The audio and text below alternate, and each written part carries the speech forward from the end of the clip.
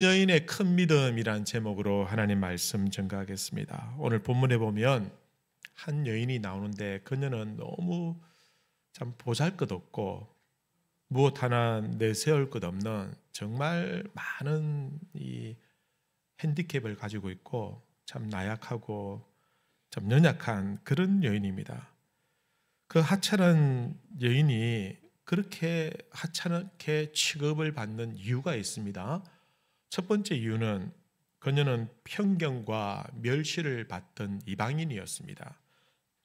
21절 보시면 예수께서 거기서 나가사 두로와 시돈 지방으로 들어가시니, 두로와 시돈 지방은 이방인들이 많이 모여 살고 있던 곳입니다. 그래서 이스라엘 사람들이, 유대인들이 두로와 시돈 지방에 사는 그 이방인들을 좀 멸시하고 또 편견을 가지고 좀 하대하는 그런 분위기였습니다. 이 두로와 시돈은 바닷가에서 가까운 항구 도시입니다. 그러다 보니까 무역이 이렇게 왕성하게 이루어졌고 또 경제적으로는 어느 정도 부유한 그런 도시였지만, 그러나 그만큼 외래 문화들과 문물들이 많이 들어오다 보니까 굉장히 빠른 속도로 다문화, 그리고 특별히 우상에 관련된 그런 문화들이 굉장히 많이 유입이 된 그런 지방입니다. 그러다 보니까 그 이방인들은 우상을 섬기고 또 하나님을 섬기지 않는 그런 어떤 분위기 때문에 유대인들과는 굉장히 사이가 별로 좋지 않은 그런 상황입니다. 유대 역사학자 요세푸스라는 분은 그의 저서에 이렇게 표현합니다. 두로 사람들을 향해서 악명 높은 우리의 가장 쓰라린 원수들이다 라고 이렇게 표현을 했습니다. 근데 예수님께서 그 두로와 시돈 지방에 들어가셨습니다. 마가복음에 보면 이 사건과 동일한 사건을 다루는데, 마가복음에서는 예수님께서 다른 사람들 몰래 그 지방에 들어가셨다라고 이렇게 기록합니다. 어떤 이유인지 정확하게 알 수는 없지만 예수님께서는 사람들을 만나기 위해서가 아니라 좀 다른 목적으로 그 지방에 가셨습니다. 그런데 예수님이 가는 곳마다 이 소문이 안 날 수가 없어요. 제자들이 따라다니고 또 예수님의 어떤 행적을 주시하는 그런 바리새인이나 서기관들이 있었고, 또 예수님을 순수하게 따르는 많은 사람들이 있었기 때문에 예수님의 행적을 숨길 수가 없었습니다. 어쨌든 그 지방에 가셨는데, 그렇게 보니까 사람들이 몰려오고 찾아오는 게 좀 번거로울 수도 있고 좀 귀찮을 수도 있다라는 겁니다. 여러분, 유명 연예인들이 공식석상에서는 많은 대중들과 팬들에게 적극적인 그런 반응들을 보이지만, 그들의 사생활까지 공개되고 또 사생활까지 당하는 것에 대해서는 굉장히 극심한 스트레스를 받는다고 합니다. 제자들이 나중에 보면 여인을 빨리 좀 보내십시오라고 말하는 것을 보면 아무래도 그 당시에 누군가 찾아온다는 것은 좀 번거롭고 좀 귀찮은 일이 될 수도 있다. 특별히 이방인이 찾아오니까, 그죠? 그녀는 이방인이라는 이유 때문에 유대인들에게 멸시와 천대를 받았습니다. 여러분, 편견을 받았습니다. 여러분, 편견이라는 것은 사람의 마음의 눈을 멀게 합니다. 마치 우리 어린 시절에 선글라스가 없으니까 색안경을 끼고 놀이하던 그런 것처럼, 파란색 색안경을 끼면 온 세상이 파랗게 보이고 노란색 안경을 끼면 온 세상이 노랗게 보이는 것처럼, 편견을 가지면 그 편견으로 세상이 그렇게 보여집니다. 그래서 세상을 바로 볼 수 없는, 그죠? 왜곡되게 볼 수밖에 없다라는 것입니다. 인도의 위대한 정신으로 알려져 있는 그 간디가 유학을 갔습니다. 영국에 유학을 갔는데 그 당시에 인도는 영국의 식민지였습니다. 그러다 보니까 식민지에서 온 청년이 유색 인종이 찾아와서 뭐 공부를 한다고 이렇게 하니까 사람들이 별로 그렇게 좀 경계를 했었어요. 근데 이 간디가 영국에서 새로운 문물과 문명들을 접하게 되고, 특별히 성경을 통해서 성경 속에 예수님의 산상수훈 가르침을 접하고는 굉장히 충격을 받았습니다. 그래서 그는 교회를 다니기로 마음을 먹었습니다. 근데 교회 가니까 가는 곳마다 이 간디를 천하게 여기고 편견을 가지고 멸시를 하는 거예요. 그래서 간디가 교회를 다니지 않았습니다. 그는 그렇게 말했습니다. 내가 그리스도는 존경하지만 그리스도인들은 경멸한다. 만약 그가 교회 문을 두드렸을 때 편견을 버리고 그를 받아들였다고 한다면 어쩌면은 인도의 역사는 좀 다르게 흘러갔을 수도 있겠다라는 것입니다. 두 번째는 그녀가 하찮은 인생으로 보여진 것은 그녀에게 귀신 들린 딸이 하나 있었다라는 겁니다. 22절 보면 가난한 여자 하나가 그 지경에서 나와서 소리 질러 이르되 주 다윗의 자손의 나를 불쌍히 여기소서 내 딸이 흉악하게 귀신 들렸나이다. 그냥 귀신 들린 게 얌전하게 귀신 들린 것이 아니라 흉악하게 귀신 들렸다라는 말은 어떤 의미냐면 물불을 가리지 않고 막 뛰어들고 막 괴성을 지르면서 동네를 휘젓고 다니고 사람들을 이렇게 해코진 짓을 하는 그런 상황을 말하는 겁니다. 여러분, 귀신 들렸다라는 것은 영적인 문제입니다. 우리가 아는 정신병 아니면 정신분열증 이런 것들은 약물 치료나 아니면 또 정신치료를 통해서 어느 정도 치료가 가능합니다. 그러나 귀신 들린 것은 이런 것들로 치료가 되지 않고 영적인 문제이기 때문에 하나님께서 성령께서 그 귀신을 제어하고 쫓아내지 않으면 고쳐지지 않는 그런 병입니다. 누구라도 자기 딸이 귀신 들렸다라고 한다면 그거 참 감당하기 어려운 일입니다, 여러분. 귀신 들리면 늘 곁에서 돌봐줘야 됩니다. 근데 이 가만히 누워 있거나 그냥 아파 있으면은 남에게 피해 주지 않으면 그래도 좀 낫습니다. 그러나 귀신 들린 사람은 그냥 가만히 있을 수 없습니다. 그냥 온 천지를 다 돌아다니면서 그러니 그의 가족들은 그 고통이 이루 말할 수 없을 정도로 고통스럽고 힘겨울 수밖에 없다라는 겁니다. 처음에는 의원도 찾아갔겠죠. 그러다가 민간요법도 해왔을 것입니다. 의원을 찾아가도 낫지 않으니까 민간요법으로 해가지고 해도 이게 낫지가 않는 겁니다. 그럼 민간요법이라는 것이 물론 무조건 100% 다 엉터리는 아닙니다. 어떤 것들은 의학적인 그런 어떤 근거나 데이터가 부족함에도 불구하고 암이 고쳐지기도 하고 다 그런 건 아닙니다. 특별한 경우에 그런 경우들도 있고 또 불치병이 낫기도 합니다만은 그러나 대부분은 의학적인 그게 어떤 검증이 되지 않은 것들은 사실은 좀 조심스럽고 위험할 수도 있는 겁니다. 여러분 예전에 우리나라에도 민간요법이 많았죠, 그죠? 저도 어릴 때 민간요법으로 좀 이상한 일을 경험한 게 있습니다. 그게 뭔지 잘 모르겠는데 어머니가 희한한 걸 저한테 시켰었어요. 그리고 어떤 민간요법에 보면 만병통치약이라는 그런 기름인데 그 기름을 바르고 그걸 피가 나오도록 긁으면 병이 낫는다는 그런 이상한 실제로 그런 사람이 있었어요. 그리고 어떤 분은 쇠 조각을 불에 확 달고 가지고 이걸 갑자기 물에 담그면은 그 물을 마시면은 병이 낫는다. 그건 병 중독되지 않겠습니까? 철에 그죠? 어떤 사람은 소 누나를 삶아가지고 그걸 콩고기 하나씩 먹으면 병이 낫는다는. 여러분 하여튼 이상한 요법들이 있습니다. 아마 이 여인도 온갖 방법을 다 썼을 것입니다. 그러나 낫지 않았어요. 자기가 믿는 신에게도 갔습니다. 낫지 않았어요. 자기가 믿지 않았던 그런 신에게도 온갖 두로와 시돈에 있는 온갖 신들은 다 찾아갔을 것입니다. 그 당시에 두로와 시돈은 헬라 문화의 영향을 받았습니다. 헬라 문화 하면 그리스 로마 신화가 있잖아요. 그리스 로마 신화가 여러분 다 읽을 때 읽어보셨겠지만 거기 보면은 신들의 이야기가 나옵니다.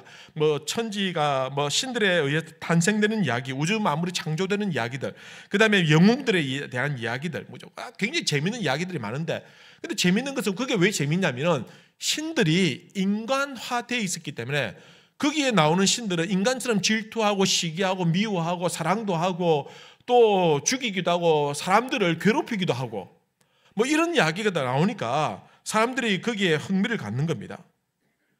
이 여인도 아마 거기에 나오는 신들에게 찾아가서 빌었을 것입니다만은 그러나 아무런 소용이 없었다라는 것입니다. 여러분 귀신 들린 것은 의학의 힘으로는 한계가 있습니다. 영적인 문제이기 때문에 하나님 앞에 가서 이 문제가 고쳐야 되고 치유가 되어야 된다라는 것입니다. 가나안 여인은 아무리 발부둥 쳐보아도 딸이 낫지 않는다는 그 현실을 깨닫게 되는 순간에 모든 것들을 다 포기하고 자기가 믿어왔던 것들, 자기가 의지해왔던 것들을 포기할 수밖에 없었습니다. 근데 놀라운 것은 이 가나안 여인이 여기 포기하지 않고 예수님께 나왔다라는 것입니다. 그리고 예수님께 나와서 부르짖습니다. 22절 다시 한번 보시면 가나안 여자 하나가 그 지경에 나와 소리질러 이르되 간절하게 부르짖는 그런 모습으로 예수님께 나왔습니다. 예수님께서 그녀의 딸을 고쳐주십니다. 온갖 멸시와 편견에 갇혀 있었던 그 가나안 여인의 딸을, 그것도 세상 어디에서도 고침받을 수 없었던 그녀의 딸을 낫게 해주셨습니다. 그런데 그녀의 딸을 낫게 해준 그 이유가, 원인이 무엇이냐면 오늘 성경에서는 그녀의 믿음 때문이다 라고 말하고 있습니다. 교회 다닌 지 얼마 됐다고, 이제 예수님 처음 봤는데 어제까지만 해도 우상 섬기고 어제까지만 해도 온갖 자기가 의지하고 신뢰하던 것들이 있었는데, 근데 예수님께 나와가지고 뭘 이렇게 하더니 예수님께서 그녀의 딸을 고쳐주셨는데 그녀의 믿음이 오늘 성경에 보니까 크다고, 큰 믿음을 가졌다고 칭찬해 주시고 그녀의 딸을 고쳐주셨다라는 것입니다. 도대체 그녀의 믿음이 어떤 믿음이길래 10년, 20년, 30년 다녀도 나에게는 그런 역사가 나타나지 않는데, 아유, 어떻게 예수님 처음 본 이 여자가 어떤 믿음을 가졌기에 그렇게 큰 믿음이라고 칭찬받을 수 있었냐? 어떤 믿음을 가졌기에 세상 그 어느 누구도 고칠 수 없었던 그 여인의 귀신 들린 딸이 고침을 받을 수 있느냐라는 겁니다. 어떤 믿음일까요? 첫 번째는 주님 앞에 나오는 믿음입니다. 한번 따라해 보실까요? 주님 앞에 나오는 믿음. 여러분, 믿음의 시작은 일단 주님 앞에 나오는 데서부터 시작합니다. 가나안 여인이 여전히 의지할 것 없을 때에 주님 앞에 나왔습니다. 그녀가 의지할 것이 있을 때는 나오지 않았습니다. 그녀는 자기가 섬기던 신이 있었고 우상들이 있었습니다. 그들에게 찾아가서 빌고 엎드리고 제물도 바쳤지만, 그러나 아무런 변화도 일어나지 않을 때에, 비로소 그녀가 의지하던 것들을 놓을 때에, 더 이상 그것들에게 의지하지 아니하고 그것들에게 기대지 않을 때에, 그때에 주님의 이야기가 귀에 들리기 시작하였다라는 것입니다. 예전에는 유대의 갈릴리에 어떤 청년이, 어떤 사람이 있는데 눈먼 자도 눈을 뜨게 하고 죽은 자도 살린다더라, 그런 이야기가 풍문으로 들렸는데, 그러나 자기의 모든 것들을 내려놓고 포기할 때 그 이야기가 복음으로 들리고 그 이야기가 생명의 말씀으로 들리더라는 것입니다. 여러분, 저희 교회 새가족 중에 어떤 분이 오셔서 교회를 예전에 다녀보신 적이 있습니까? 한 번도 다녀본 적이 없다는 거예요. 그러면 이때까지 교회 가자고 한 사람도 없었습니까? 교회 가자고 한 사람도 있었대요. 근데 그때는 마음이 움직이지 않더라는 겁니다. 그때는 교회 가고 싶은 마음이 일절 없었다는 겁니다. 근데 이제는 이상하게 그 이야기가 귀에 들어오고 가야겠다는 마음이 들더라는 겁니다. 그래서 교회에 오셨다는 거예요. 여러분, 그 마음이 열릴 때에 자기가 의지하고 있던 거, 자기가 기대고 있던 거, 자기가 붙잡고 있는 것들 다 놓아지고, 그때의 생명의 말씀이 귀에 들리고 복음의 말씀이 그의 마음의 문을 열어놓게 되더라라는 것입니다. 성도 여러분, 오늘 어떻게 오셨습니까? 진심으로 주님 앞에 나오셨습니까? 아니면 여러분들의 마음은 엉뚱한 데 두고 그냥 몸만 혹시 나와 있지는 않습니까? 여러분, 하나님보다 더 의지하고 하나님보다 더 사랑하는 것이 있다고 한다면 그 사람이 몸은 주님 앞에 나왔다 할지라도, 몸은 교회 앞에 왔다 할지라도, 몸은 지금 예배드리는 장소에 있다 할지라도 그 사람은 진짜 믿음으로 나온 것이 아닙니다. 믿음으로 나온다는 것은 자기의 것을 내려놓고 자기 인생의 제1순위를 하나님으로 두고 주님으로 두고 나올 때 그 사람이 믿음으로 나오는 것입니다. 여전히 기댈 것이 있고, 여전히 붙잡을 것이 있고, 여전히 의지할 것이 있고, 여전히 하나님 외에도 또 다른 제2차, 제3차 방법이, 묘수가, 그런 대안들이 있는 인생들은 하나님 앞에 나오되 믿음으로 나오는 게 아닙니다.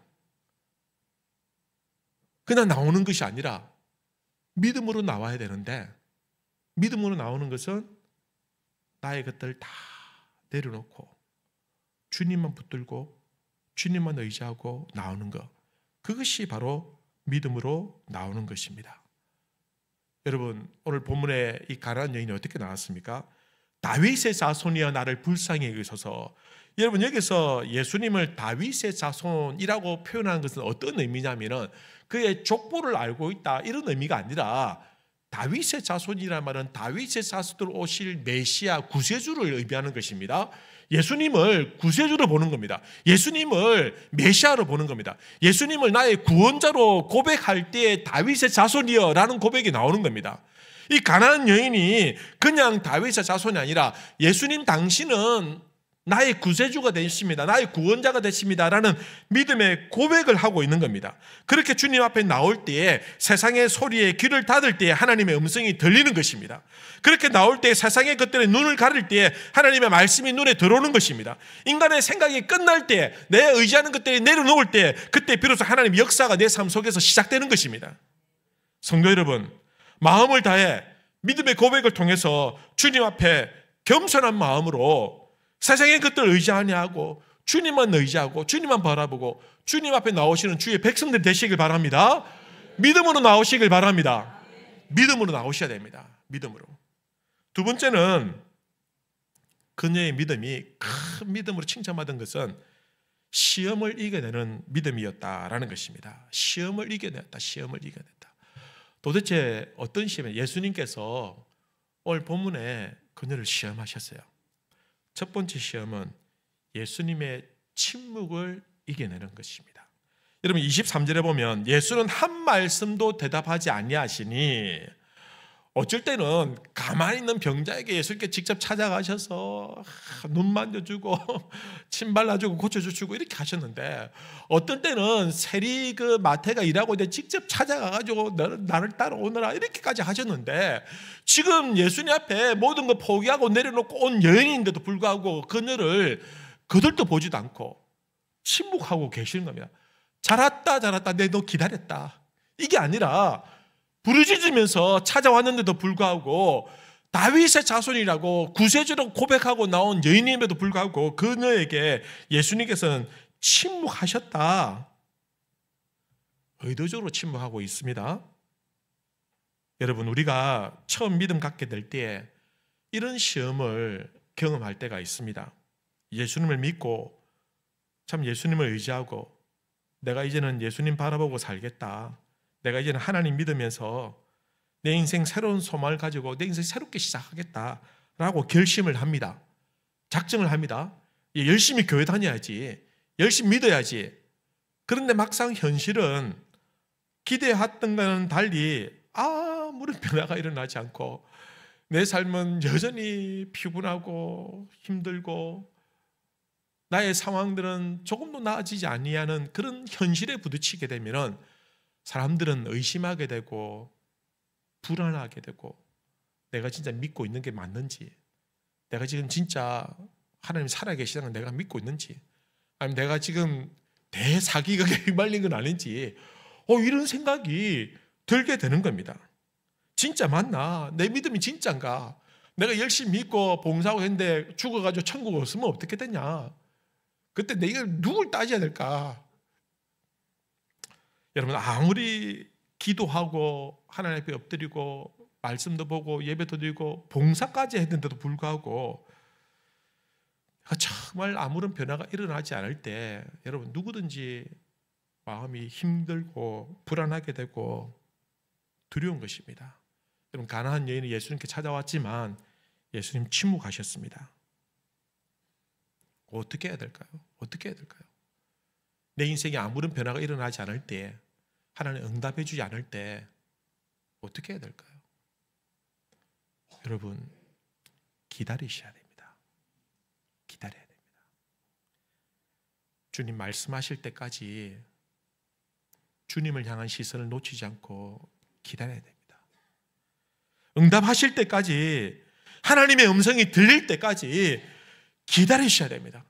세상의 소리에 귀 기울이지 아니하고 오직 주님의 음성에 귀를 기울이면서 말씀보다 앞서지 않도록, 성령보다 앞서지 않도록 기다리고 또 기다려야 됩니다. 어떤 아이가, 아버지, 제가 이제 결혼할 준비가 다 됐습니다. 이제 결혼만 하면 됩니다. 제가 좋아하는 사람도 있고 결혼을 허락해 주십시오. 그래, 잘 생각했다. 근데 너는 지금 10살이니까 한 10년만 더 기다려라. 기다려야 돼, 기다려야 돼. 아무리 부르짖어도 하나님은 응답하지 않는 것 같습니까? 여러분, 인내심을 가지고 기다리죠. 그게 믿음입니다. 침묵도 하나님의 응답인 줄로 믿습니다. 기도했다고 한다면 여러분 기다리십시다. 내 생각대로 되지 않는다고 해서, 기도했는데도 당장 어떤 변화가 나타나지 않는다고 해서 불안해하지 마시고 의심하지 마시고 여러분 조금만 더 기다려 보십시오. 반드시 하나님께서 우리에게 응답해 주실 줄로 믿으시길 바랍니다. 두 번째는 어떤 시험이냐? 제자들의 방해가 있었습니다. 23절 보시면 중반에 제자들이 와서 청하여 말하되 그 여자가 우리 뒤에서 소리를 지르오니 그를 보내소서. 여러분, 이게 무슨 말이냐면, 여러분 사실은 그를 보내소서라고 할 때에 보내라는 말은 예수님 그냥 빨리 쫓아보내십시오 이게 아니라 예수님 빨리 고쳐서 보내십시오 이런 뜻입니다. 빨리 해결해주고 보내십시오. 여러분, 이 제자들의 마음이 이 그녀가 불쌍하게 참 귀신 들린 딸을 데리고 있는 그 고통을, 참 절망적인 상황, 그것을 이해하고 그녀를 불쌍히 여겨서 고쳐달라고 부탁하는 것이 아니라 빨리 처리하고 그냥 후딱 해치우고 그냥 보내셔야 됩니다. 이런 의도입니다. 이 제자들은 그녀에게 관심이 없어요. 그녀의 고통과 그녀의 아픔에 대해서 1도 관심이 없어요. 여러분, 우리가 신앙생활 때 가장 힘든 게 무엇이냐면 사람들입니다. 교회를 떠나거나 신앙을 접이는 분들 보면 대부분 사람들 때문에 교회 떠납니다. 간디가 교회로 들어오지 못한 이유가 그리스도인들 때문이듯이 오늘 많은 사람들이 교회를 등지고 교회를 비난하고 교회를 손가락질하는 이유가 무엇이냐? 그리스도 때문이 아니라, 교회 때문이 아니라 그리스도인들 때문에, 교인들 때문에. 여러분, 사람이 시험거리예요. 흔히 교회 다닐 때 사람 보지 말고 하나님 앞에 보러 다녀야 한다 이렇게 말들 많이 하시죠, 그죠? 근데 그게 제일 어려워요. 왜냐하면 지금 당장 눈앞에 보이는 게 하나님이 아니라 사람들이 보이거든요. 지금 제 눈에도 지금 사람들밖에 보이지 않습니다. 그리고 그래서 눈으로 보지 말고 마음으로 보라라는 것입니다. 눈으로 보면 세상적인 기준으로 볼 수밖에 없어요. 여러분, 세상적인 기준으로 보면 잘생기고 이쁘고 그게 다 좋아 보이죠. 여러분, 못생겼는데 누가 그걸 좋아하겠습니까? 사람이 눈으로 보는데. 여러분, 세상의 눈으로 보면 돈 많으면 좋아 보이고 능력 있으면 좋아 보입니다. 근데 세상의 눈으로 보면 돈 없고 능력 없으면 그게 안 좋아 보여요. 그렇지 않습니까? 저만 그렇습니까? 다 그렇지 않습니까? 여러분, 이건 세상의 눈으로 보는 것입니다. 그러나 내 마음의 맑은 눈으로 보면 그 사람이 돈이나 외모나 능력으로 보이는 것이 아니라 그 영혼이 보이기 때문에, 그 영혼이 보이면 그 사람의 껍데기는 아무렇지도 중요하지 않습니다. 그냥 그 영혼 자체가 귀하고 사랑스럽기 때문에 그 사람을 사랑하는 마음으로, 긍휼히 여기는 마음으로 다가갈 수 있는 겁니다. 여러분, 우리의 신앙의 대상은 하나님입니다. 그러니 하나님만 바라보는 것이 정답입니다. 괜히 여러분 쓸데없는데 여러분 힘 빼지 마십시오. 여러분, 사람 때문에 힘 빼지 마십시오. 여러분, 싸울 것 가지고 싸워야지 사람들하고 싸우면 안 됩니다. 우리의 싸움에 대해서는 악한 공중 권세 잡은 자입니다. 악한 사탄 마귀입니다. 성도들과 싸우려고 교회 오시면 안 됩니다. 교회 오셔서는 성도들과 사랑하셔야 됩니다. 시간도 없는데 여러분, 싸우지 않도록, 여러분 성도들 때문에 마음 상하지 않도록, 성도들에게 상처 주지 않고 성도들 때문에 내 마음이 다치지 않도록 하기 위해서는 여러분, 내가 잘한다고 해서 그런 일이 없느냐? 그렇지 않습니다. 내가 잘해도 트러블이 생기는 겁니다. 그러니 원래 사람은요, 그렇게 돼 있어. 우리가 죄인이기 때문에, 본성이 죄스럽기 때문에. 그러니 그 사람 보지 말고 그 영혼을 보시길 바랍니다. 영혼을 보시면요, 그 영혼이 어떤 껍데기를 쓰고 있더라도 그 영혼에 대한 긍휼히 여기는 마음이 일어나게 되는 것입니다. 가나안 여인은 제자들을 보러 온 것이 아니라 주님을 보러 왔습니다. 여러분, 오늘 여러분들 사람 보기 위해서가 아니라 주님 만나기 위해서 오신 줄로 믿습니다. 그러니 사람들 때문에 상처 입지 마시고 마음 다치지 마시고, 누가 내 마음에 참 힘든 말을 해도 그냥 걸으려니 하고 그러려니 하십시오. 왜냐하면 나도 다른 사람들에게 상처 주더라는 것이죠. 나도 아무리 말 조심하고 또 조심해도 나도 다른 사람들에게 마음을 힘들게 할 때가 왜 없겠습니까? 그러니 여러분, 주님 만나러 오셨다고 한다면 사람 때문에 상처 주지도 말고 상처 받지도 마시기 바랍니다. 지난주 말씀드린 것처럼 베드로가 예수님께서 물 위를 걸어오실 때 예수님을 바라볼 때는 그가 물에 빠지지 않고 예수님께 걸어갔습니다. 근데 바람이 불고 풍랑이 일으니까 파도를 쳐다보니까, 주님 바라보지 않고 파도 쳐다보니까 그가 바다에 빠지게 되는 겁니다. 우리가 주님을 향한 시선을 놓치게 되면 우리도 세상에 빠지게 될 수 있습니다. 그러니 끝까지 주님만 바라보시는 우리 성도님들 되시길 바랍니다. 세 번째는 예수님의 낮추심을 이겨냈습니다. 여러분, 26절 보시면 대답하여 이르시되 자녀의 떡을 취하여 개들에게 던짐이 마땅하지 아니하니라. 예수님께서 어렵게 울고불고 찾아온 그 여인에게 뭐라고, 처음에는 아무 말씀도 안 하시고 나중에는 나는 이스라엘의 잃어버린 양을 위해서 내가 왔지 내가 너희들을 위해 온 게 아니야. 난 너희 이방인들을 위해서 온 사람이 아니다 라고 이렇게 뭔가 좀 뭐랄까요, 좀 이상한 말씀을 하셨어요. 근데 이 여인이 그래도 도와달라고 하니까 뭐라고 얘기하시면, 자녀의 떡을 개들에게 주는 것이 마땅하지 않다. 이 말은 무슨 말이에요? 자기의 자녀는 이스라엘 사람들이고 이방인들은 개를 비유해서 취급했고, 이스라엘 사람들에게 주는 떡을 너희들에게 줄 수 없다, 이렇게 말씀하고 있는 거예요. 이게 지금 예수님 지금 막말하고 있는 거예요. 막말. 이 자존심 상하는 말을, 멸시하는 말을 하시는 겁니다.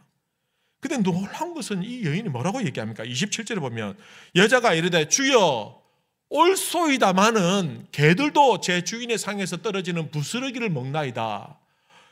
여러분, 참 이 여인이 대단합니다. 아무리 이방인이라 해도 자존심 뭉개부리는 말을 했을 때 이 여인이 들었을 때, 야, 내가 듣던 거하고 다르네, 이게 뭐냐, 그러면서 내가 다시는 오나 봐라 하면서 그냥 마음 상해서 돌아갈 수도 있는데도 불구하고 이 여인은 예수님께 항의하지 않습니다. 예수님 무슨 말씀하십니까? 왜 나를 그렇게 표현하냐? 당신이 도대체 뭔데? 이렇게 항의할 수 있을 법한데도 불구하고 그는 오히려 은혜의 부스러기라도 받겠다는 그 심정으로 자신의 모든 자존심을 내려놓고 은혜만을 바라보면서 도와달라고 엎드리고 있는 겁니다. 자신이 개처럼 취급을 당해도, 자신이 죽어져도 오로지 은혜만을 받겠다는 그 마음으로 엎드리는 것입니다. 여러분, 오늘날 많은 성도들이 조금만 어려움에 있어도 하나님 앞에 나아가는 것을 포기하고 그냥 주저앉아버리고 세상으로 돌아가는 경우들이 많습니다. 아무것도 하지 않으면서 말로만 도와달라고 합니다. 그 무슨 당장 결과 나타나지 않으면 하나님이 없네, 이 엉터리네. 조금만 자존심 상해도, 조금만 내 자존심을 건드리는 그런 일이 생기면 그때는 믿음이고 뭐가 없습니다. 직분이고 없습니다. 그냥만 누가 뭐라고 하면 내가 이 교회 못 다니겠다 하면서 그냥 교회를 뛰쳐나가는 사람들이 너무너무 많습니다. 여러분, 가난한 여인의 믿음이 크다고 예수님께서 칭찬하신 이유가 무엇이냐? 예수님 앞에 나온 것뿐만 아니라 사람들의 방해에도 불구하고 예수님의 낮추심에도 불구하고 그녀는 포기하지 않고 오로지 주님 앞에 엎드렸기 때문에 예수님께서 그녀의 믿음이 크다라고 칭찬해 주신 것입니다. 자신의 자존심이 뭉개져도 자신의 개처럼 취급을 당해도 끝까지 주님만 의지하고 주님만 바라보겠다는 그 믿음. 너는 자존심도 없냐? 너는 배알도 없냐? 그렇게 취급을 해도 그녀는 예수님의 앞에서 떠나지 않습니다. 예수님께서 그런 가난한 여인의 믿음을 칭찬해 주십니다. 여러분, 아니 예수님께서 사실 놀라셨습니다. 여러분, 오늘 말씀해 보면 여자여 이렇게 표현하고 있는데 이 여자여라는 이 단어 원어를 보면 앞에 호라는 단어가 하나 더 붙어 있어요. 근데 이 호라는 단어는 무슨 뜻이냐면 감탄사입니다.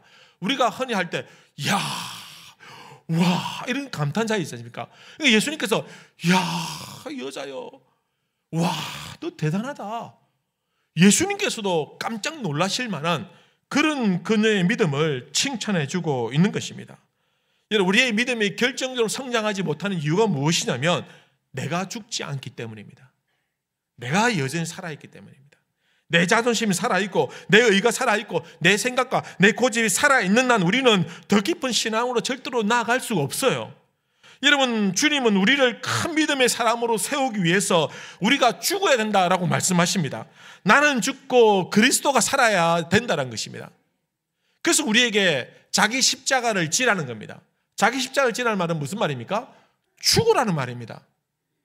주님의 뒤를 따라오기 위해서는, 주님의 은혜를 누리기 위해서는, 주님 앞에서 큰 믿음으로 칭찬받기 위해서는 내가 죽어져야 되는 겁니다. 내가 죽는다는 것이 무엇입니까? 내 자존심이 죽는 겁니다. 내 의가 죽는 겁니다. 내 생각이 죽고 내 고집이 죽어가는 것, 그것이 죽는 겁니다.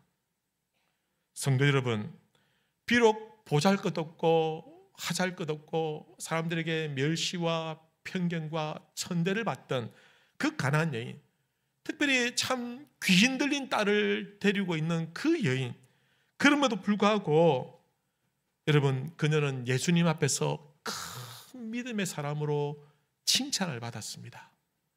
여러분, 우리도 가난한 여인처럼 큰 믿음의 백성들이 되시기를 바랍니다. 그러기 위해서는 주님 앞으로 나오셔야 됩니다. 다른 거 내려놓고 주님 앞에 나오셔야 됩니다. 주님만 바라보고 주님만 의지하겠다는 마음으로 나오셔야 됩니다. 내 인생의 가장 우선순위를 주님으로 둘 때에 그게 믿음으로 나오는 것입니다.